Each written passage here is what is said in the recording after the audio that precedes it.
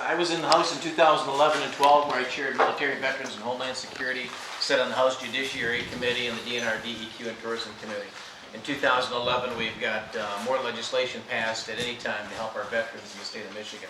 That's been kind of my focus for the last 5 or 6 years, in addition to creating jobs up here. But I created Veterans Court. We had so many veterans coming back. It was just like Vietnam, where when the soldiers were coming back from Vietnam, we had about 1 in 5 prisoners in our state prisons were Vietnam veterans. And the reason that we had that is because of PTSD and traumatic brain injuries and all these other injuries that they never recognized, and it filled our prisons. Well, we saw the same thing happen with Afghanistan and Iraq. And when I brought that up to our corrections directors, they agreed with me that we needed to do something, so we created Veterans Court. When a soldier from Harbor Beach was killed in Afghanistan, you may remember that the Westboro Baptist Church was going to come up and have a big protest. Well, myself and Representative Bruce Rendon got together, and we put together and made it a felony for them to come up and do so, and we got it enacted just before the funeral and had the governor sign it. So I've had a few other bills like that. One was for soldiers killed in action, where there was a soldier where he was a young kid, and mom and dad were divorced, and they were fighting over who was going to get the funeral rights. Now, you sign what's called the Veterans No Servicemen's Group Life Insurance Policy, and that's GLI, but that doesn't say who's going to handle the funeral. And mom and dad were fighting over who was going to handle the funeral, and this soldier sat on ice for about 30 or 60 days while it was decided in the courts who was going to make the decision. So I put a bill in and we passed it, and now it is handled in a whole different manner, so this no longer happens to any of our veterans. So that was just some of the veterans legislation that I've worked on. I worked with a lot of veterans the last couple of years not being in office, and this last year and a half has really blown by. And I've helped a lot of veterans get benefits, come to my house, I've gone to their houses, and I find that a lot of veteran service officers they're getting better, they're good, but they don't know everything, and some of them just don't push it enough. And if I can use one example, veterans lost a lot of their military records in St. Louis. A lot of them were destroyed. And a lot of them have been applying for years to get veterans benefits. And so a longtime friend of mine who was applying for benefits had talked to several veteran service officers over a number of years, Vietnam veteran. And they couldn't get his records, they couldn't get this, and everybody basically told him, no, you can't get anything. So he said, come on over to my house, there's something that we can try out. And he's not the only one that I did this with, but that was the first good success story. And I said, you know, if we talk to several veterans you served with, and we can get 2 to 3 pieces of paper from them to send it to us, that's as good as having the document itself. And this Vietnam veteran, who had been trying to get benefits for a number of years, came over to my house, we got on the computer, popped on Google, and he had a little book with all the names of the guys he served with. And so I Google searched somebody, it said Sioux City, Iowa, or whatever it was, and popped his name. Well, here was a guy with the same name, of course much older, living about 10 or 15 miles away. We called him from my living room, and it just so happens that it was that guy. And we did that a couple times that night, and ended up getting the documents back, and like I said, we've done it with a couple other veterans, but the veteran service officers didn't know that. But after we got all the documents together, and he did a good job of putting together himself, he did get his benefits. He's now 100% disabled, but wasn't going to get it if he just went through the regular channels of veteran service officers. Most of them are very, very good. We've got another program out there right now. It's called Aid and Attendance for veterans and their spouses. Veterans don't think they have a pension, but you do.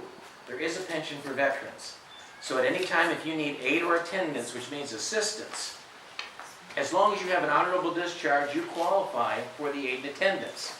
And if you're not collecting any disability rating or anything like that, your spouse can then collect and apply for aid and attendance. Now, I just got a friend of mine, he was a Blue Water Navy vet, I got his wife on it, and they didn't know about this up until about 4 months ago. And she had some major medical problems. And she's now getting her full aid and attendance, living at home. It helps her husband take care of her. She's getting $1,400 a month. Michigan's still 53rd in the nation in getting our veterans benefits. We're last in the nation, behind all states, Guam, D.C., and Puerto Rico. And that's the fight I took over in 2011. Now, you know, God bless those who serve and stand up to run for office. But unless you're a veteran or really understand veterans' issues, I mean, in a family that's dealt with this, it's tough to really get a grasp on what's needed. And 9 times out of 10, it's only really popular come around election time, then everybody seems to be on board with veterans' issues. In 2011, I hosted a series of summits at the Capitol in Lansing, Michigan, calling in the VA and all veteran service organizations. Well, I chaired military homeland security. And I thought, we're going to be packed. This will be a great turnout. We're going to get things figured out. Why are veterans waiting years in Michigan to get these benefit packages approved? Well, it turned out I was really the only legislator that showed up, but I hosted the event. But we had every single veterans organization that had any contact. We had Marine Corps League, American Legion, DFW, Disabled Vets, Paralyzed Vets. Everybody was there. Purple Heart, all of them. And we had a good series of meetings figuring all this stuff out. So what happened over the last couple of months, if you've seen on TV, the VA, everybody's going, wow, what a surprise. They're backlogged, and this is terrible, and this is terrible. And I said, well, where the hell were you guys in 2011 when I hosted 4 summits? We videotaped it. You want to go back and look at the video? These are the things we brought up 4 years ago. And now you're just picking this stuff up? No wonder we're 53rd on the nation. Michigan leaves $3 billion every year in unclaimed veterans benefits. Now that's something I've been preaching for the last 4 years, and now I hear other legislators and other candidates start to repeat the same thing I said. They may not understand what it means, but at least they're talking a little bit. Some of them just use it for political propaganda, but there's a lot of things that we can do. So what I do is I give my card out, my information. I'm semi-retired Air Force. I'm running again for the State House. The first time I ran in 2011 and 12, if any of you followed the newspapers, it was a hell of a battle. And I'll tell you what, I was getting attacked not every week, every day. And that's just what politics has become, even in the rural communities. I was even attacked and recalled before I was even sworn in. That's what was going on. But that's how important in every single seat. This was an unrecognized seat before. This was a rural area. They never paid any attention to here in Tuscola or Sanilac and St. Clair before. But now with every vote counting, and people that represent these districts opening their mouth, it doesn't make any difference if it's here in Tuscola, Sanilac, St. Clair. If you've got a legislator that's in there willing to fight, it doesn't make any difference if it's up in the UP or if it's down from Detroit, because now you can have a voice. And that's one thing that I proved in 2011, that I wasn't afraid to stand up to any of these people. And so I really want to run again. I'm back at it. I'm enjoying it. I'm excited about the opportunity to be back in Lansing. There's 9 candidates running for the State House. Just about everybody, I think, is retired. So it's like a second career for all these people who are running for office. For me, that's not the case. You know, I want to get in there, defend you. I want to get back and help our veterans. I've got a proposal in, if you've heard of any of my projects, the Deepwater Port in Harbor Beach with an international trade zone. That would take the old DTE property where there was a coal-burning power plant. I started this project almost 4 years ago. I've had the engineering firms, the URS, the Corps of Engineers, and other groups up there. I've had the Consulate General of Canada and every ag group, Rail America, anybody involved with transportation. I took them on a Greyhound bus tour a year and a half ago, and we went through the logistics of here in Tuscola and Sanilac. And the engineering firm said this was the best project that they could see proposed in the United States to create jobs.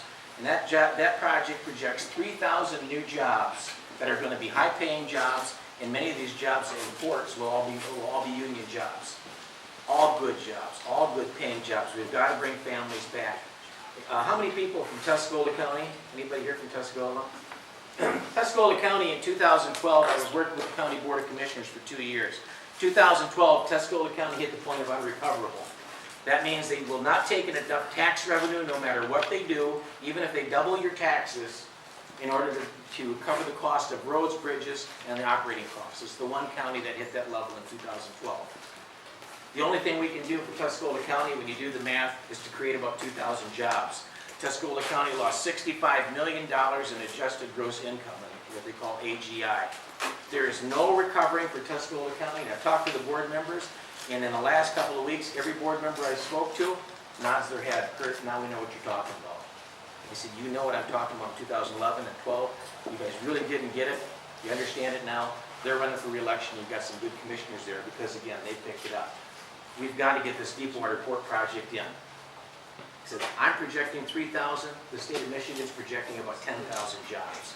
The other companies I'm working with is high-tech data servers. These are companies like Google and Facebook and all these big computer companies. They create huge buildings about the size of this whole park, and they're looking for new locations to put data server companies. These are high-tech, good-paying jobs. These are the things that the kids are looking for. Most of these factories cost $300 million to $1.5 million. And a great location for that is up in Port Hope. So we're looking at stuff at Harbor Beach, taking rail service back to Harbor Beach, right down to the dock with 4 to 6 freighter bays.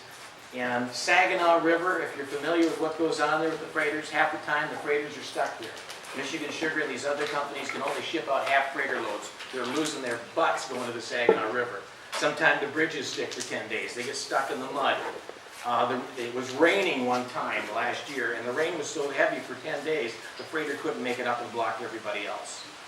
So we've got some great opportunities to make things happen. I really need the support of all of the ABATE members to get back into office. Right now, the polls that we've heard so far, the last 3 polls, I know there's been a few more, you've probably received a few. The word I got in the last 3 polls that I had a substantial lead in all 3 polls. The 3rd poll that I heard, I had a substantial lead against all candidates combined. I don't feel that comfortable with that. I feel like it's going to be a neck-and-neck race with all 8 candidates and voters in the race. So I've got to have voters in the primary. In 2013, they had me predicted to beat Terry Brown in November by 67%. It was projected to be the highest margin of win with a Republican Democrat in November. I didn't win the primary because people didn't get out and vote. Most of that was my fault. I should have been out there working, but you know what? In 2012, most of these guys know how hard we were working in the state legislature up until the last day. We were doing marathon sessions from summer all the way till December. It wasn't like it usually was because we changed a lot of things. So again, I really need your support. I need you to talk to people. I need to get big signs out. I've got some literature. I want people to go to my website. I want you to call me to come speak if you've got an event, or if you've got even a living room full of people. Call me if it's 5 or 6 people and I'll come speak and I'll talk about anything you want. You want to talk about veterans issues, you want to talk about jobs. One of the biggest things that I was leading the state with child protection and domestic violence legislation. And I will tell you that it's tough getting anything through for kids in the state. We've done a few things, but we can do one heck of a lot more. One of the biggest problems with stopping domestic violence and child abuse is that kids don't vote and kids don't donate to campaigns. So as much as we talk about kids as candidates, when they get to Lansing and those issues become bills, it comes right down here, not up here where it should be. But all of this, with the kids, the domestic violence, everything, the jobs, this is all about the future of the kids. We've got to bring people back to the thumb. Huron County had the 2nd largest loss of population, only behind the city of Detroit. We've had so many negatives up here, and things are starting to finally turn around. But we've got a long ways to go. We've got jobs and job vacancies up here. We need the job vacancies that are $16 an hour to $20-some an hour with benefits, not the $8 to $10. Good to have them, but it is what it is. I know you guys want to get going, and one thing I've always wanted to say, in 2011, ABATE came to Lansing, and the guys that were lobbying, if I could give an award to anybody for the best lobbying efforts, it had to be ABATE. For these guys to get that helmet bill through, and as hard as they worked, they put all of these lobbying groups and the groups, the farm bureaus and all these other groups to shame with what they did. No one projected this was going to happen. And I'll tell you what, I think these guys should just form their own little company and just become lobbyists. Lobbyists in leather. Because they guys tore it up.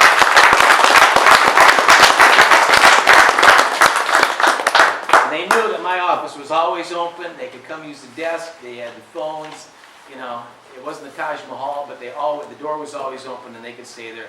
If they wanted to sleep overnight, they could bring an air mattress. They could bring an air mattress and sleep beside me. Because I had an air mattress and I slept on the floor by my desk at nights. And I would go there on Tuesday and Wednesday nights. I mean, I was really dedicated because it gave me more time on the computer and more time on the phone to help people. Thanks for letting me be here today, and thanks for letting me talk for a few minutes. I've got some literature. It's got my phone number. I give up my cell phone number to everybody. everyone had my cell phone, and that kind of started somewhat by mistake. When I first ran the GOP in Lansing, put my cell phone number on a flyer and sent out 40,000 pieces of literature. And I remember going to the mailbox and going, well, there's my cell phone number right there. And everybody got it. And I didn't receive very many calls. I don't think people believed it was my cell phone number. And when they'd call, I'd pick it up. Hello, this is Kurt. Who is this? I said, no, this is really Kurt. How can I help you? But that's how I operate. You've got my cell phone number. You can call me on the house floor. They called me in the office. They called me at home. I receive calls at 3 or 4 o'clock in the morning with veterans issues, with issues of domestic violence and child abuse, or people just having questions. You know, I was there for anybody that had any need, and I think people were just surprised for the first time they had somebody that they could call that would actually stand up for them. That was one of my problems. If I didn't stand up for people, I wouldn't have had the heat, taken the heat that I did in 2011 and 12. I could have kept my mouth shut, and I could have gone to the dinners, I could have accepted the plaques, I could have taken my paycheck and worked 3 days a week and spent the rest of the time at Mackinac Island, but that's not how I operate. I operate the same way I did when I was a deployment manager after 9/11. When the crash phone went off in the morning of 9/11 and yelled battle stations, I was the guy that picked it up and walked into our general's office, the commander of the Air Guard, and told him we'd been called to war. And it hasn't changed 1 minute for me here or any place else. So I'll hand out some literature. You got questions? If I can help a veteran, just because you've talked to a veteran service officer, that doesn't mean it's the end. Please tell the veterans that every day benefits change. If you applied 2 weeks ago, it may be something different today. You may qualify. And I've helped more veterans, Blue Water Navy veterans from Vietnam. The guys didn't get any benefits unless they had proof that they stepped on the shore and they had to have a picture and a signature. That's all changed. And I've really been helping a lot of the Blue Water Navy vets too. So please, look at anybody that's applied for benefits. We should not be leaving $3 billion on the table for vets or spouses. So give me a shout and I'll be glad to help you work things out. All right. Thank you, Kurt. Anybody got a quick question? Anybody got a quick question while he's still standing here? That's why I came. I got a question. Yeah. They want to put that nuclear waste dump over there. In Canada? Canada. Now what's going to happen with that? Well, that's going to be a congressional issue. Country. Yeah, No, it's they gonna, were talking about Port Austin. Yeah. But I mean, that's jump so up here. close to the Great Lakes. we know they're talking about, I think a little closer to home, Austin's is now they're talking about shipping illegal immigrants up to Vassar, all these groups with the buses. Yeah. They're looking at, I think, 50 or so students, young people, bringing them up to the Camp Vassar or whatever. And we're going to see more of that. There's going to be more things that will be affecting your life federally. You know, this is not the thumb we grew up in. It's a whole new ball game of things that are going on right now. You know, prepare for 40 cents per gallon gas tax from the federal government. You know, these are things that are all coming down if we don't stop it. Well, Because they wanna figured get out rid it's of the roads. supposed to be a recession again.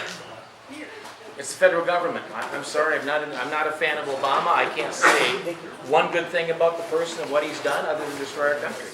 And this is what's going Well, to it just continue seems to happen for the nuts next to 2 think years. they're going to put a nuclear waste by the Great Lakes. Right.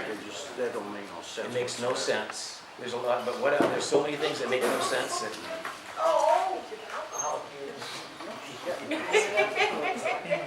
anybody else? Hey, shut the drinks off. Music.